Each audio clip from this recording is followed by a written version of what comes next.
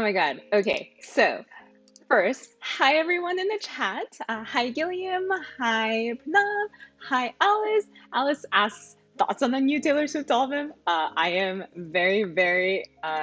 I was so excited yesterday. I was like, when I saw the news, I was like, oh, it's probably just like, I thought at first it was like a single or something, or like one of those like short, small albums, but I did not expect a whole album.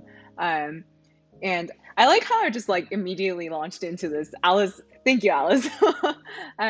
So yeah, I started streaming it last night when it came out at like 9.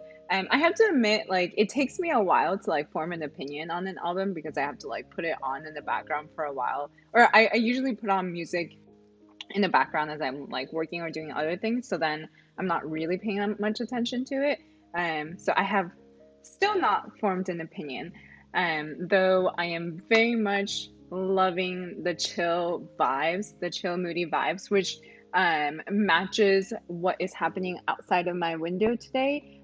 It is super cloudy and moody and kind of cold, and I've had to like turn on my heater, which is I feel like pretty typical San Francisco um, summer. I feel like, yeah. Well, I mean, it's also that we don't get direct sunlight for most of the day until the late afternoon. So then most of the day it's like really cold. So I actually always have like a blanket um, on my lap to keep myself warm. This is actually a really nice blanket that 1 year, um, like Google sent it to, I guess, the US Google Dev experts. It was very nice of them. It's been my favorite blanket for since, and I just have it on my lap wherever I'm working because it's kind of cold in our place.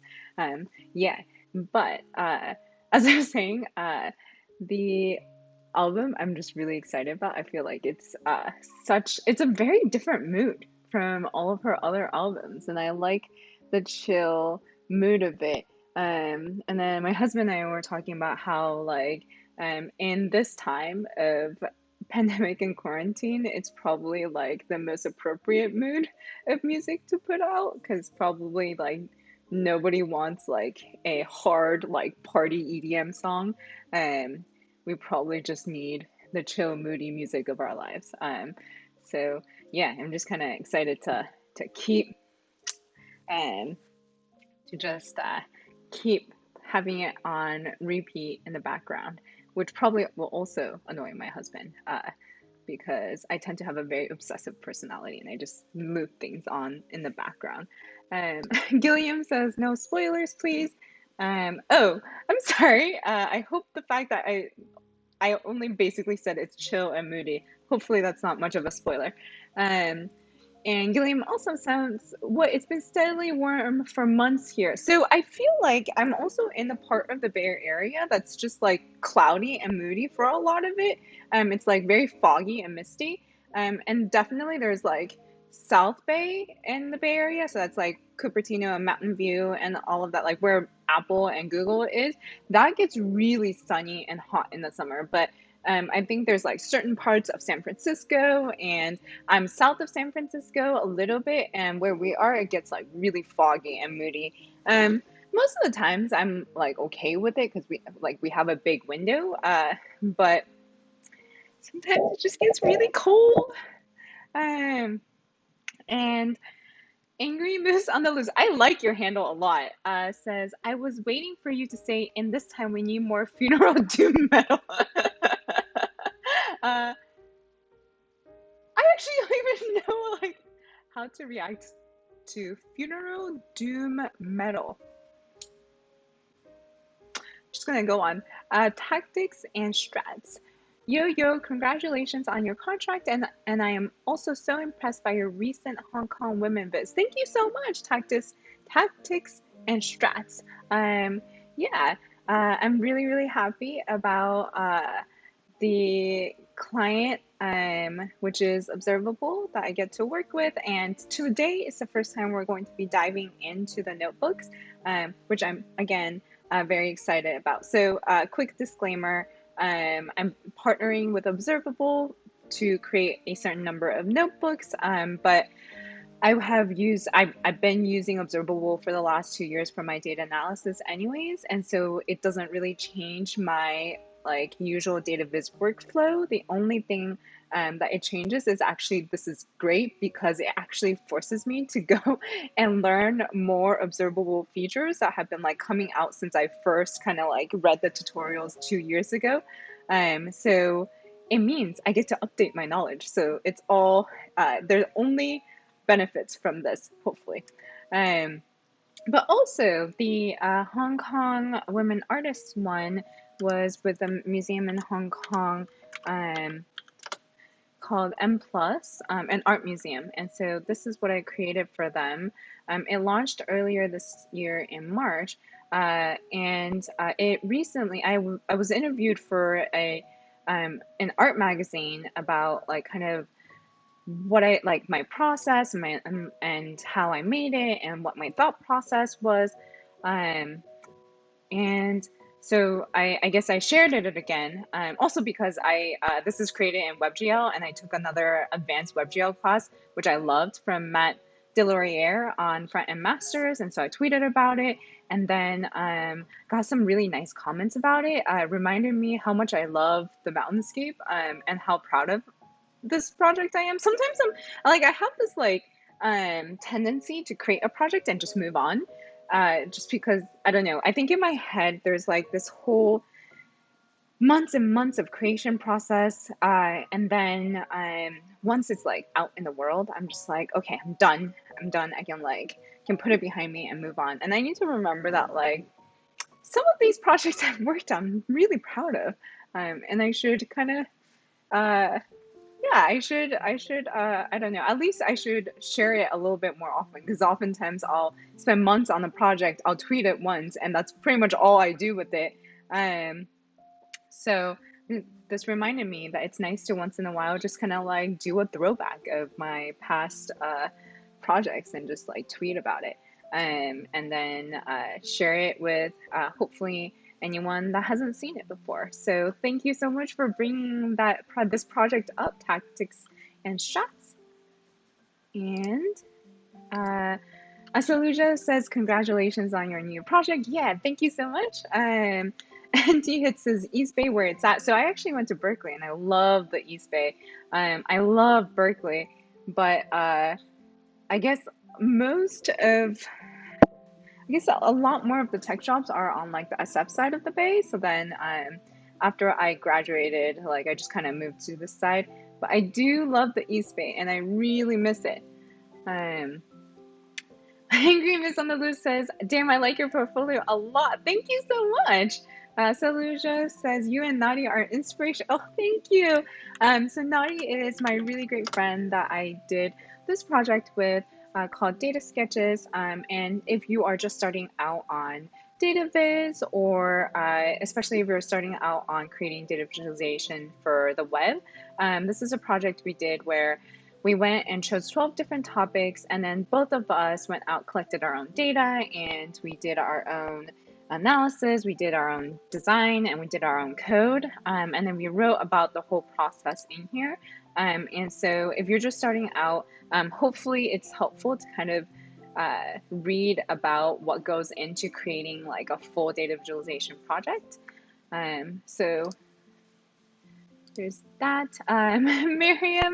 Maria's Maryism essay says observable and Shirley heart. Thank you. Gilliam says on mobile it looks really good. Every card is about one screen. Every card. Wait, hold on. I'm not quite sure what you're referencing anymore, Gilliam. Oh no. Anna Co says hi Shirley and chat. Did I freeze?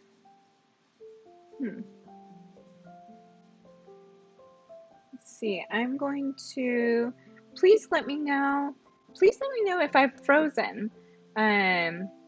Oh my gosh, some random tall guy. Hi, Jem, hello.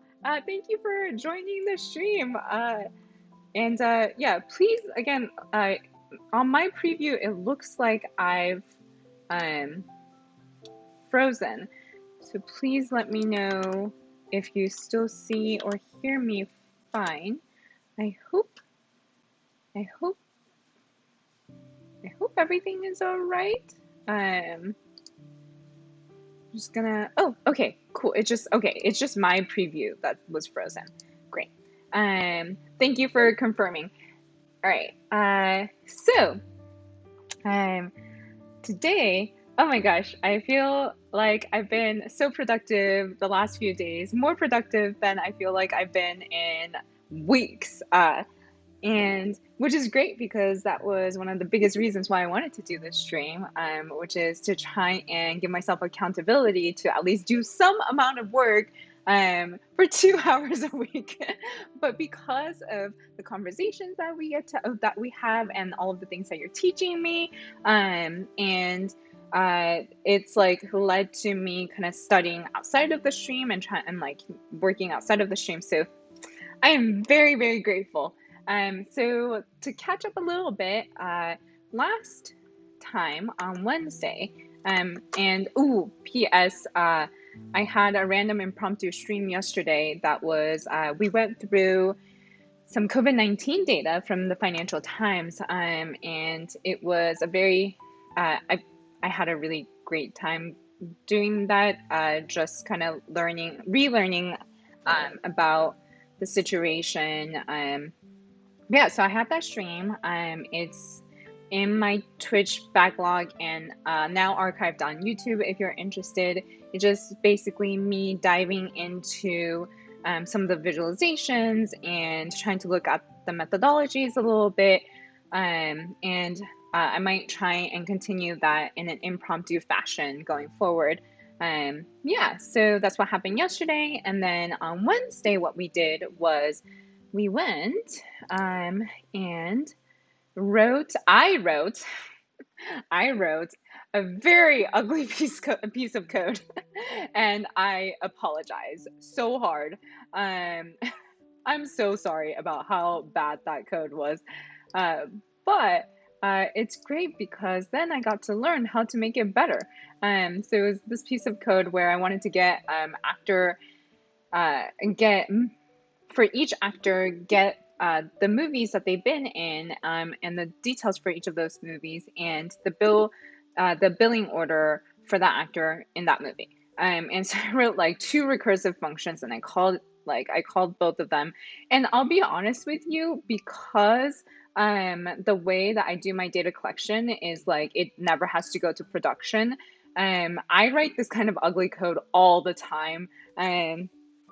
In my data collection process, and I've never tried to I feel like I've been doing this since like 2014, and I've never tried to optimize it because it's something I do like once every 3 months or something for like 3 hours, and I've never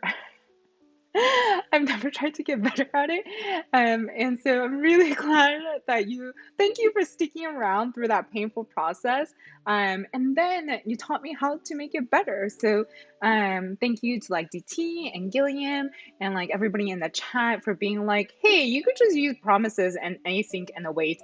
And promises is one of those things where I've kind of like, I know they exist and I've like used it where I had to use it. Like, I've never tried to like read into, and async and await is like these like new terms that I've like kind of heard of, but I didn't know how they work. So yesterday I kind of like read into it, and actually DT was like super nice enough to kind of write this mini gist to kind of give me a sense of how I might refactor this code with what he used got.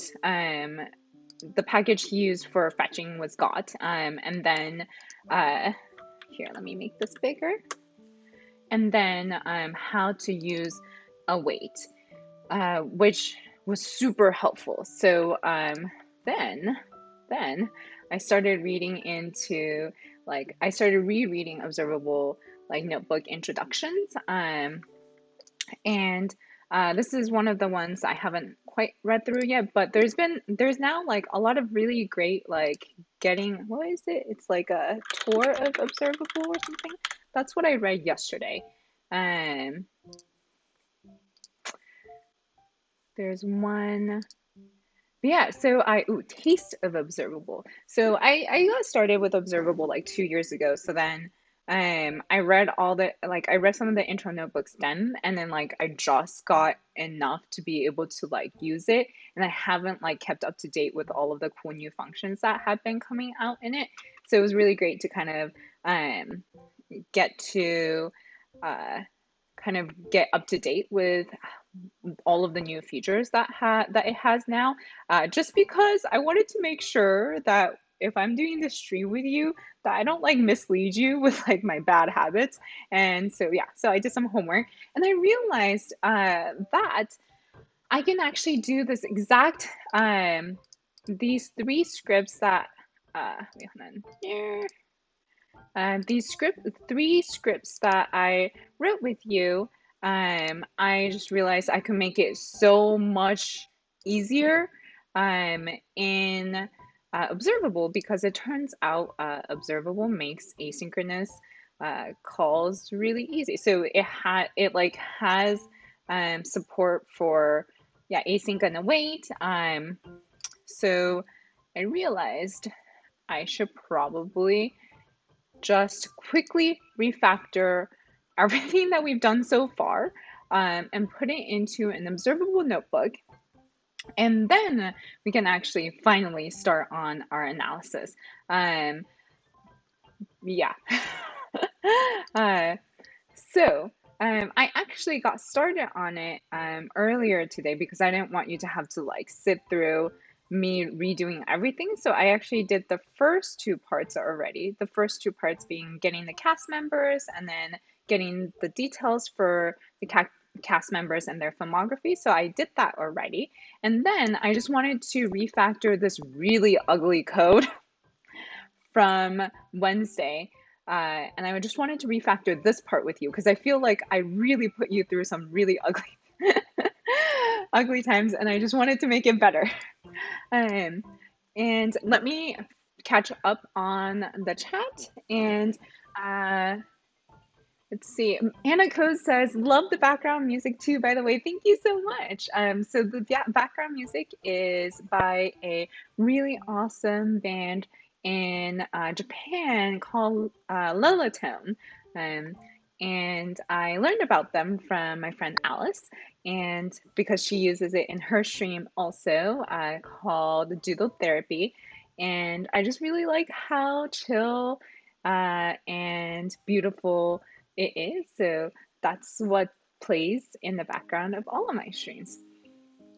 And Gilliam says, writing ugly code is part of the process, can't be perfect first time around. Thank you, except this is basically the ugly code I write every single time I do any data collection, and have been writing since like 2015 or 2014. So I have no excuses, and I'm really sorry. The only excuse I can have is that I guess my personality is one of those, like, I like to get really deep for the thing that I use really often. So that's like D3 and Vue and Greenstock for me, and try and understand how they're working. I guess that's D3 for me. And then for everything else that I don't use often, I just like go in the most hacky manner possible.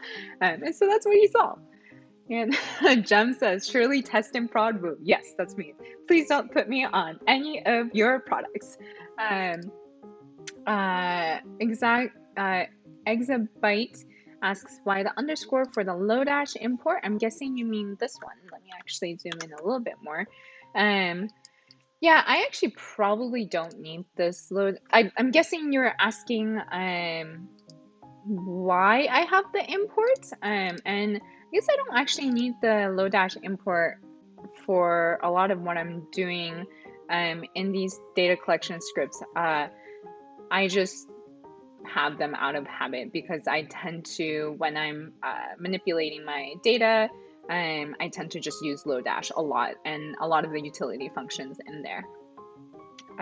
Gilliam says, ooh, way to go, DT. Yes, thank you so much, DT, for the gist. Did you upload the code somewhere, or did DT write it from scratch? No, he wrote it from scratch. And I still haven't pushed up any of these files. And actually, I think what I'm going to do is, instead of trying to like push this code onto GitHub, I think what I'm going to do is I'm just going to share this notebook once we finish with the data collection. And Anna asks, is Observable a free or paid app? It is free. I think it's a premium model where if you're an individual, it's free. And I think if you're a team, like if you're trying to use it collaboratively as a team, then I think it's paid. But for individuals, it's free, and that's great. Yeah, so Pranav says, Anna it's free. Helium says, but doesn't it already work? I thought you had the files already. Yes, I do have the files. I just wanted to refactor it with you just to prove to myself I can do this. I can do this promise and the wait and the async thing. And Majestic Mag says, hello. Hi, Majestic Mag. And Anna says, did you say Lulla tone? It's Lulla tone. Yes. Helium says, Shirley's tagline may need some work though. My tagline? What is my tagline? I have a tagline? So, yes. And thank you, Asaluja, for sharing the Lillatone website. Okay, so let us hopefully go through this very quickly. But I just also want to point out how much easier apparently it is to do everything I did in Observable. I know I said I'm being like I'm partnering with Observable, but I feel like I'm not being paid to say this or anything. I think it really is just like, look, so all of this code where all I wanted to do was hit this API and get the JSON back and then save it, like literally translates to this. I guess this is also not all because of Observable. It's also because I just didn't really use fetch before, and now I use fetch. So, but not having to do all of those requires and stuff, so gets my code down to just these few lines. And I am all about anything that helps me save on lines of code and thus time. And then this part where I went and got the actor info, so that actually ended up, if you remember that function, and it was a recursive function where after I got each person's information, then I called the function again. So that just became here. I had one function that I put the fetch into, and all that does is it fetches, it hits the movie database API for the person given their ID, and then also their movie credits, and then gives back just the JSON. And then in here, I feel like this is so much cleaner.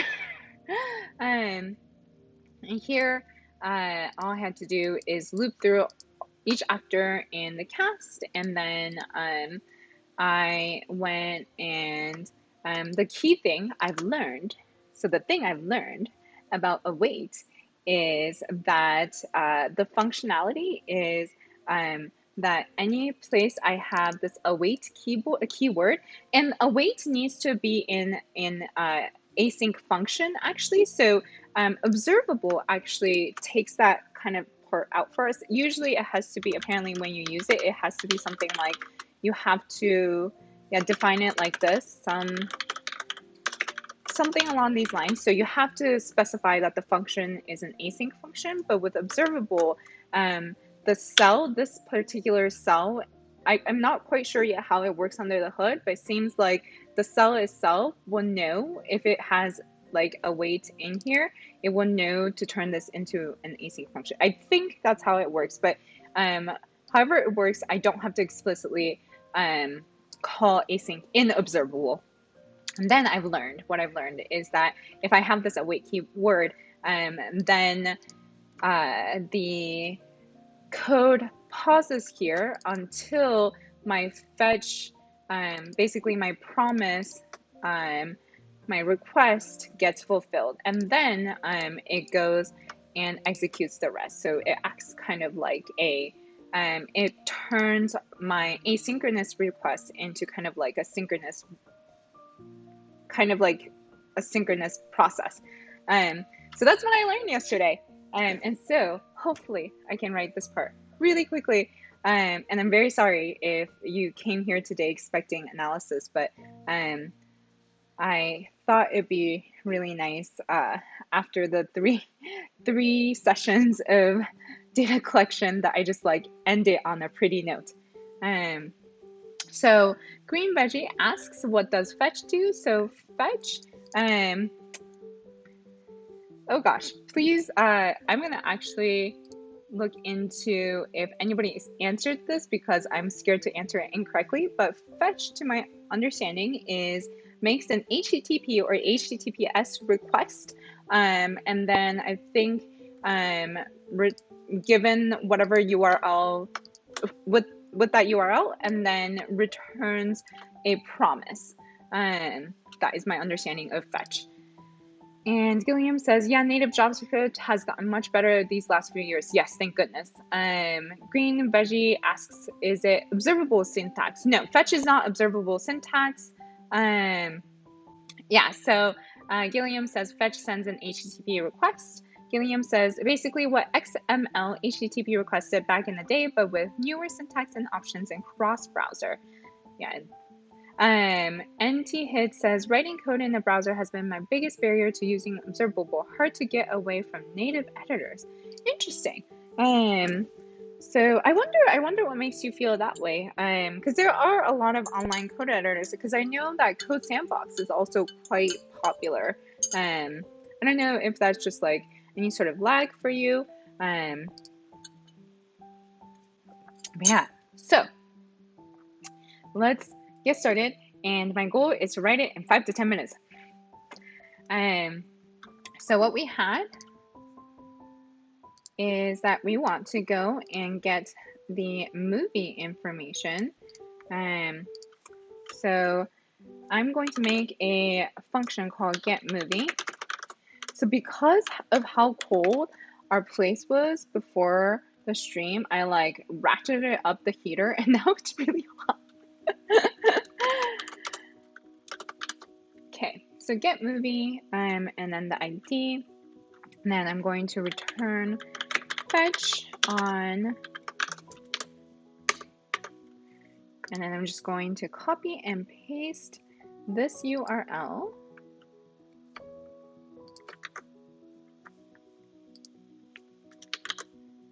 And I pass in the ID, and then for this one, just like with the get person, I'm going to just return the JSON.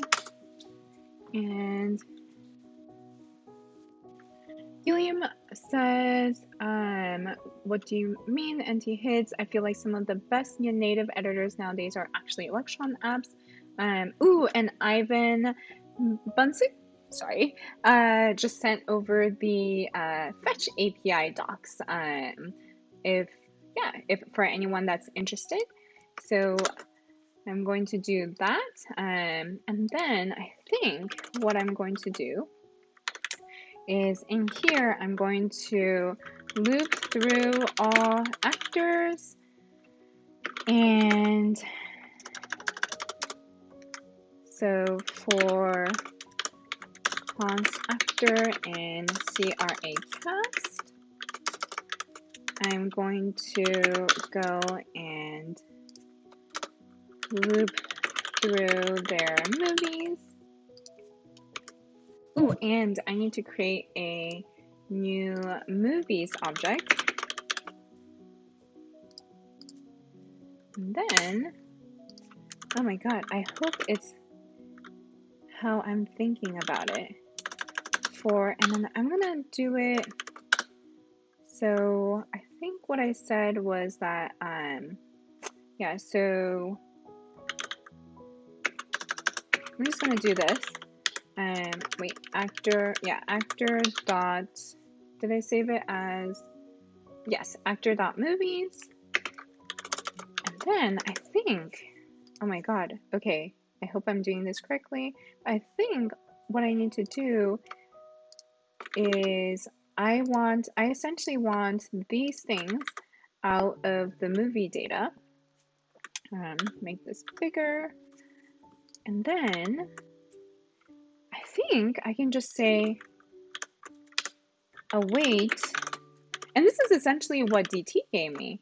I like how I was like, I'm gonna rewrite this whole thing and refactor this whole thing. But actually, I think DT just did it for me. So yeah, essentially, it's this part.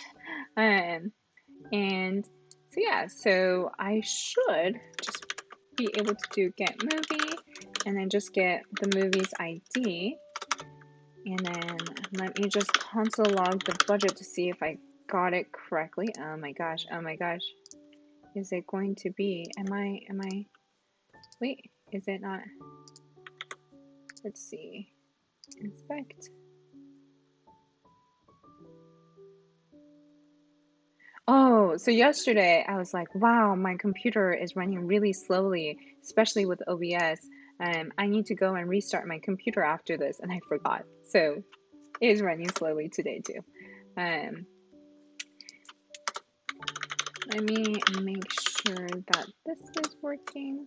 Okay, so, oh, cost actor and CRA cast. Why? Oh, of. I am not used to that syntax. Okay, of. And then, ooh, and then undefined. I am getting undefined. Ooh, ooh, ooh, ooh, ooh, ooh, ooh. Okay, so I am getting undefined for some reason. Stop, please stop. Okay, movie ID. Okay. Oh, okay. Stop.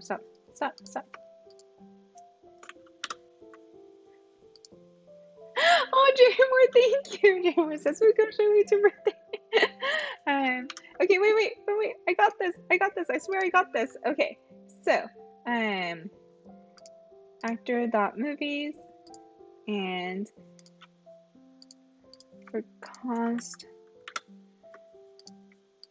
Yeah, I think I always, Gilliam says, I can never remember which is between for of and for in. I feel like I only ever use for in, and I don't think I even really realized that for of existed. So let me do that again.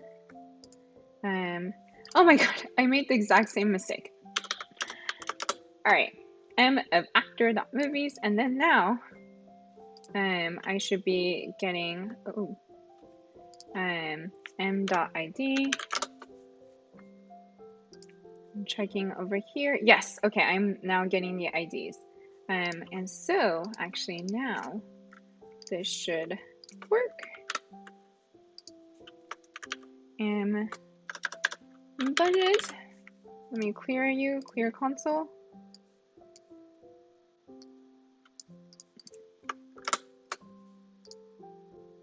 Yes, although a lot of them say 0, that's okay.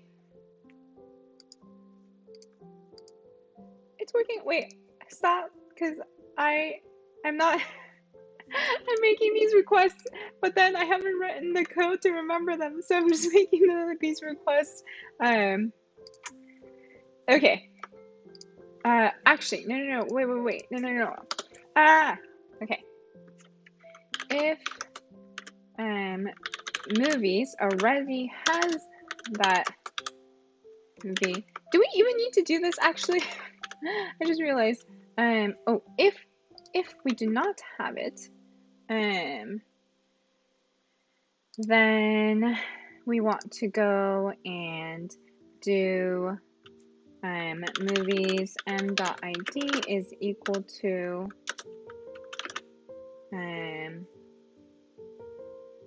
so actually let me do this. If we don't have it, then we want to go and we don't have the movie yet. Only if we don't have the movie, we want to go and get the movie, and then we're going to put it, we're going to remember it. This is what we wanted to remember. M.id. And then, so if we don't have movie details yet, go and get it. And if And now get bill order for actor. So that should be, let's see, this part is, so out of the movies, find the movies and its cast, then make sure that the credit ID of that movie, or go and find the credit in that movie that matches our actor's credit, and then remember m.order. And I hope I've done that correctly, and we don't need to do this for it to work. I'm just going to return CRA cast here, just so that we can just read it easily here. Cannot read property 455207 of undefined, but I did define it up here. Oh, movies is equal to undefined. What is that? I'm going to reload, and hopefully that fixes everything. And catch up on the chat in the meanwhile. Yeah, true that. I use, NT hits is, I use VS Code myself, which is exactly as you say. I don't know what my aversion to writing code in browser is. I don't use CodePen all that much either. Anna Co says, CodePen is great when you want to quickly try something out. I agree with that. Gilliam says, it forces us to write smaller files, doesn't it? Which might be for the best. Very true.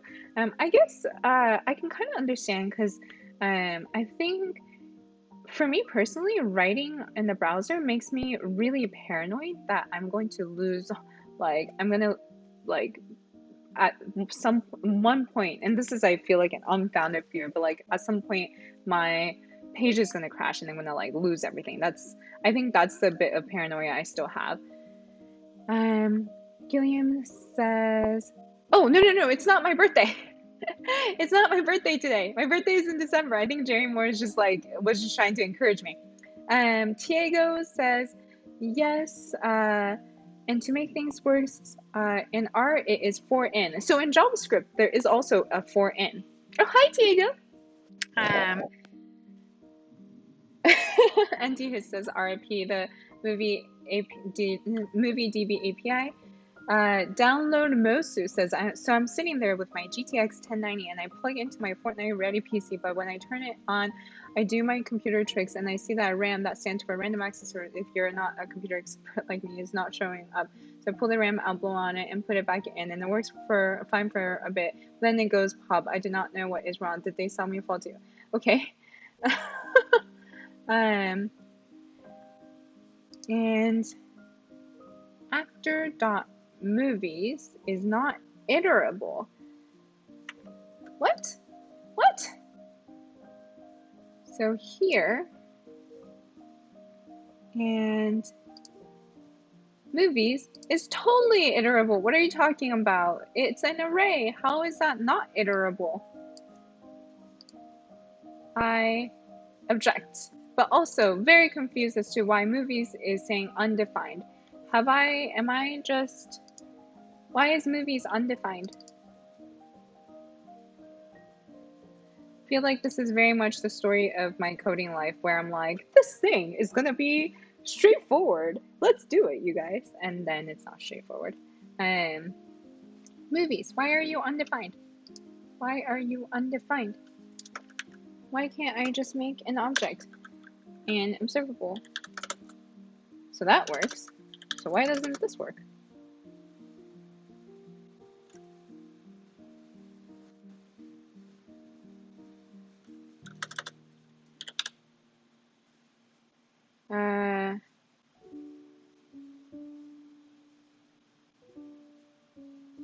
Gilliam says there are two kinds of iterable. One is for of and for in, for of and for in. One is for arrays, the other for objects.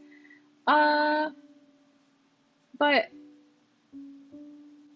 both of these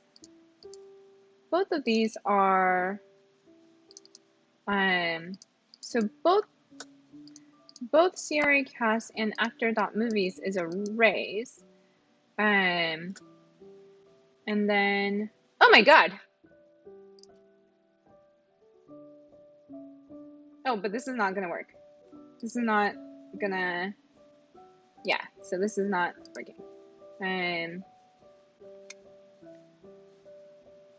Yeah, so that didn't work because for some reason, observable is not letting me use an object. Can I just like, how do you create a new, do you do something like that? Whoa, never tried to do it that way. Whoa. Is that gonna work? Object.create? Oh my gosh. I've never, whoa.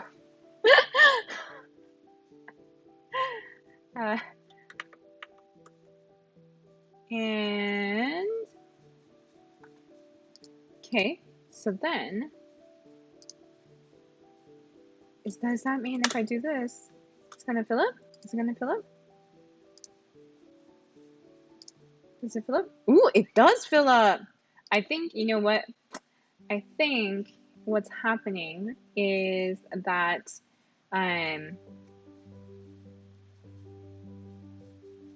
so I think I know what's happening, which is probably that this movie file is too big, and that's probably what's happening. And it's making the notebook run really slowly. But on the bright side, it seems we've gotten it. I think, no, the order is not in yet. And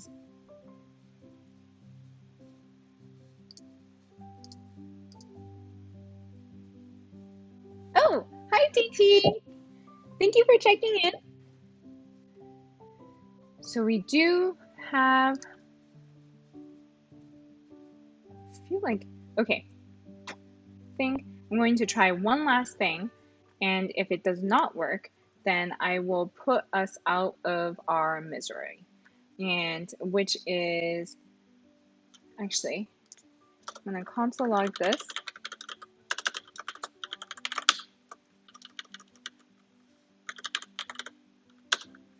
So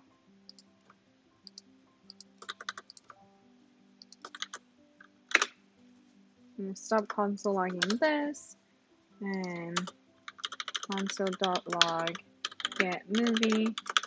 All right. It is doing an undefined.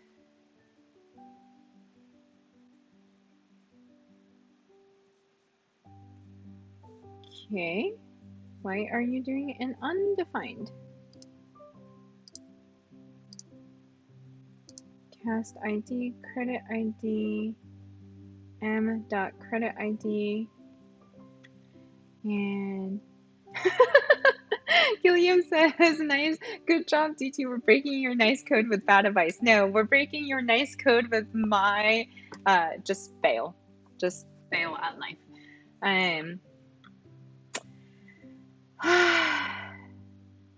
Okay, keep debugging. We got this. We got this.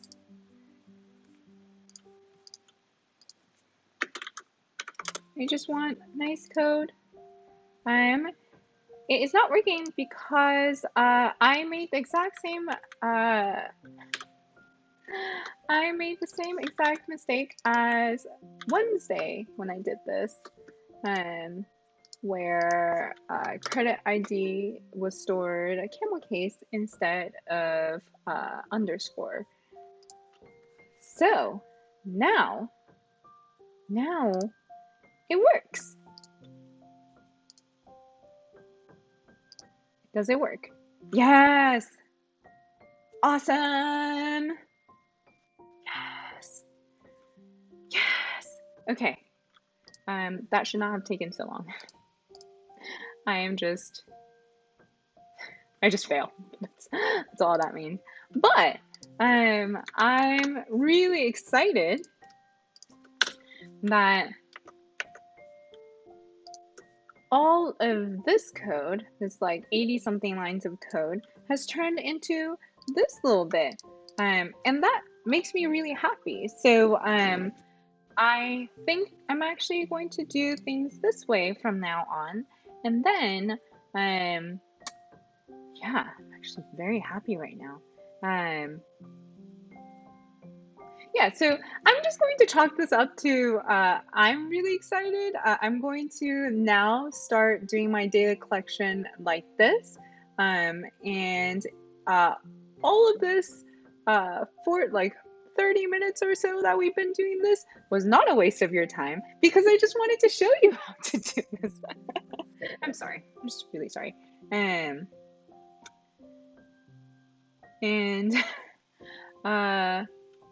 so let's see.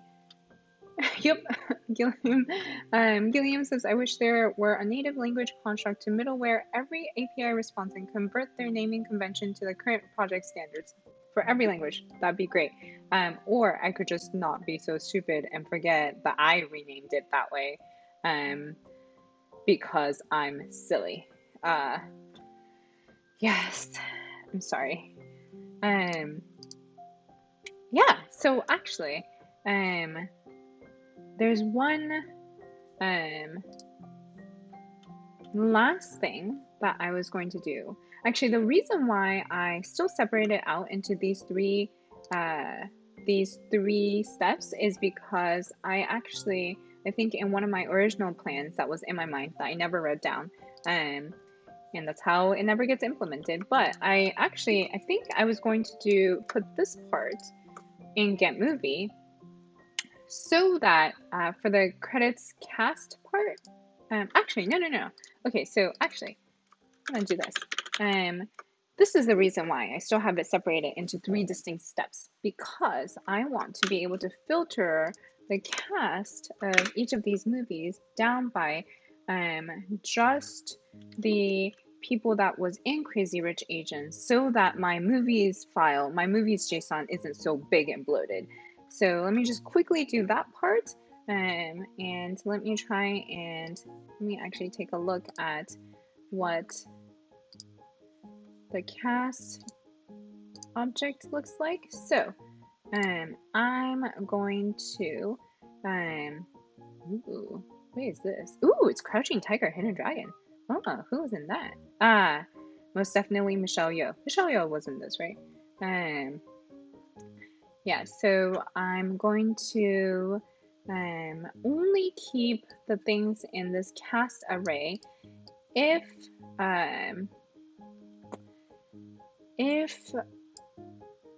they are also in the CRA cast. So I'm going to do this. So I'm going to say CRA cast. I feel like I'm being like hypocritical in terms of saying I don't like Lodashes, and now I'm using them.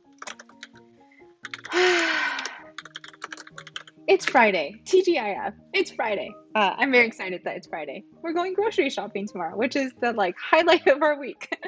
Okay. There we go. And so I want to filter the cast down to only those who have also been in Crazy Rich Asians. So let me do includes CRA cast IDs, and then the ID, close all of my parens, and then I'm going to reload this because I'll bet, yeah. So because I've already run this once, it's never gonna, like, I already have the movies details. It's never gonna hit this part, so I'm gonna reload, and then, so that we can have a hopefully smaller movies JSON, and hope that I don't need cast information for anybody else. Let's Fingers crossed. Hope that we don't need that. Why do you do that? I'm very confused. That it keeps doing that to me.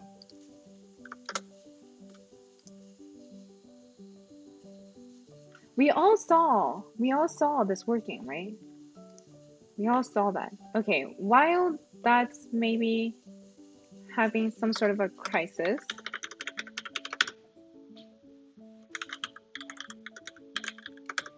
I'm gonna go, ooh, nice. Okay, while that's happening, okay, I have no idea what's going on. Yes, okay, and then, perfect. So now is just the cast that's been awesome, that's been in Crazy Rich Asians. So many Michelle Yeohs, go Michelle Yeoh. And the very last thing I'm going to do is, I'm just so happy this worked. The very last thing I'm going to do is I can actually download my data. This is something else I learned last night while looking into new observable features. So I just need to go and figure out how to do that. Intro to data, was it? Intro to, no, I think it was a notebook that was down here somewhere, linked down here. Intro to data, charting more, or maybe it was linked to here.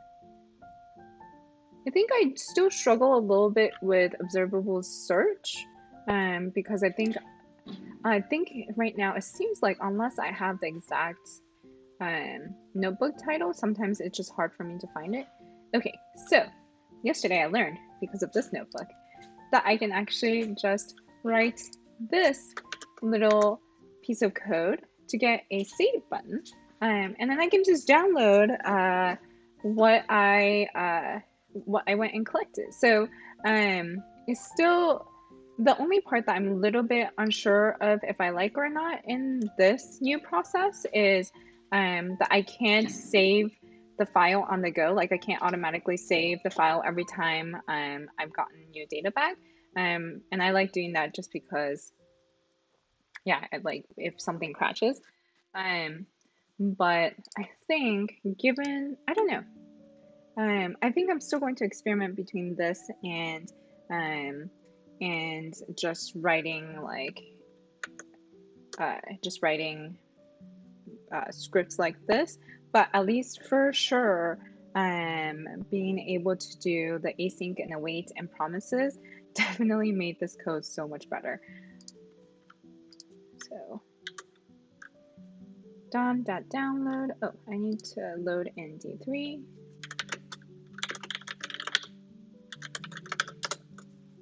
And then CSV format. No, not CSV format.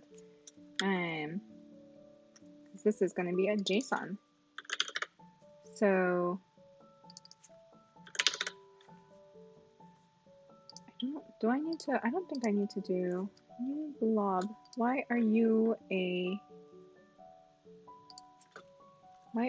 array? I'm not quite sure. So this one I'm gonna call actors.json, and that's gonna be a CRA cast, and then I'm gonna have another one that is for downloading the movies. And that one is gonna be movies. I should go and take a look at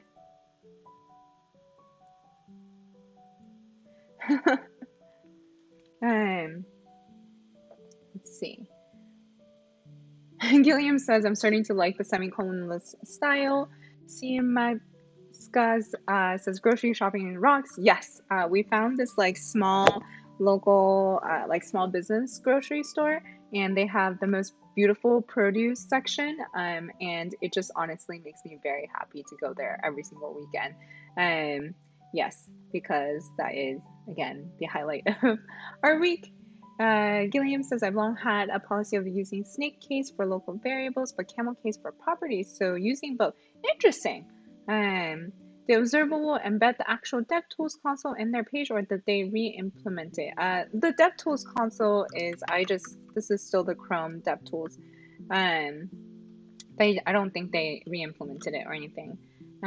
Ooh, Green Veggie says, yes, there is the user manual. Thank you for that link, Green Veggie. Oh no. My computer's like, nope. You've done enough to me this week. So, I'm actually also going to go and figure out new blob JavaScript. I've actually never heard of blob either, until I was looking into these promises and stuff.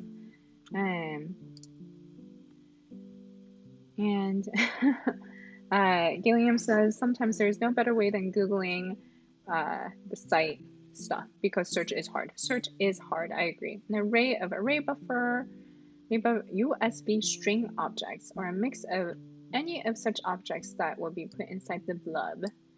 I wonder if that means that I need to convert the JSON into strings. Let me try. Where are you? Because let me try and download this and see what happens. Ooh.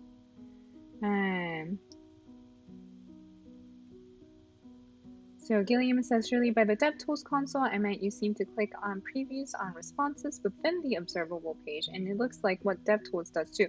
Oh yes, so for each cell, so for observable for each cell, it does have like a nice pretty printing of like JavaScript data structures. Okay, so let's see if that actually worked or if I need to stringify that JSON. Yes, the answer is I need to stringify. Okay, this is fun though, learning new things. JSON.stringify, and here too, movies.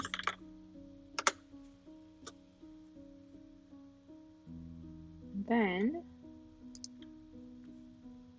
I should be able to say save, and wants to, yes, allow download, and then save the other one. And awesome, was able to save. Perfect. Okay. All right. Awesome.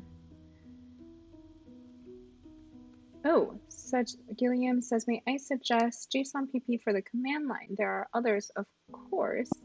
What does JSON PP do? And we are at our hour, and I feel extremely bad that we yet again did not get to the data analysis.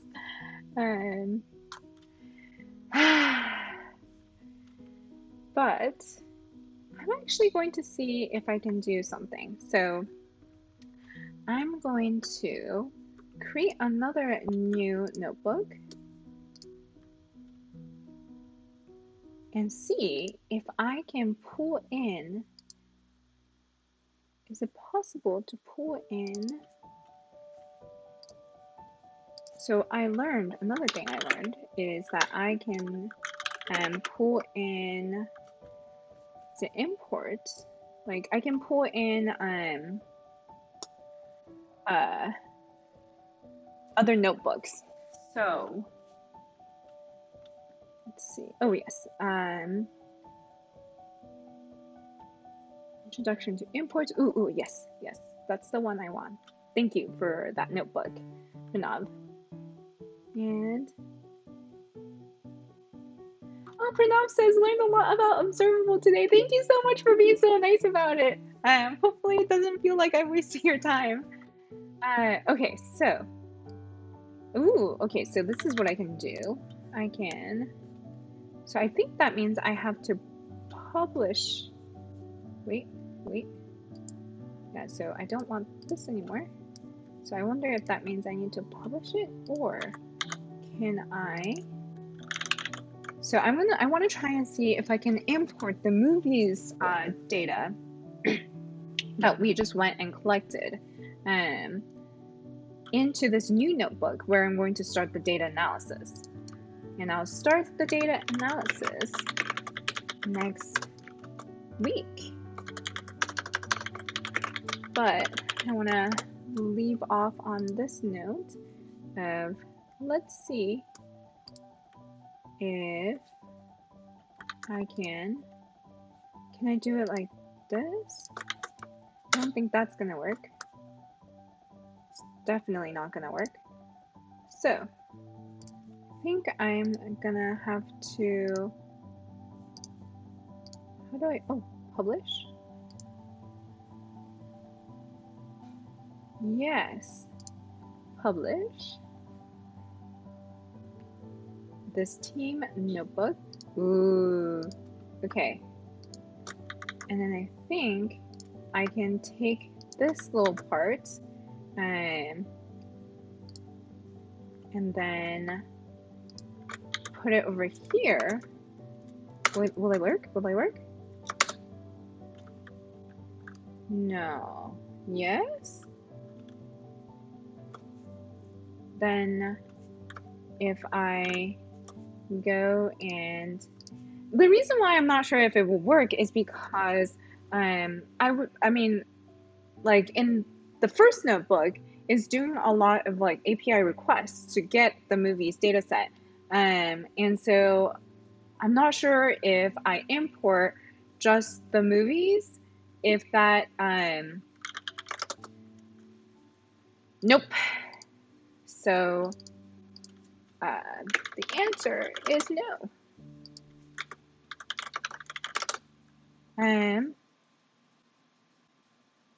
Oh, fascinating. Yes. Oh my God. Wait, this is really cool.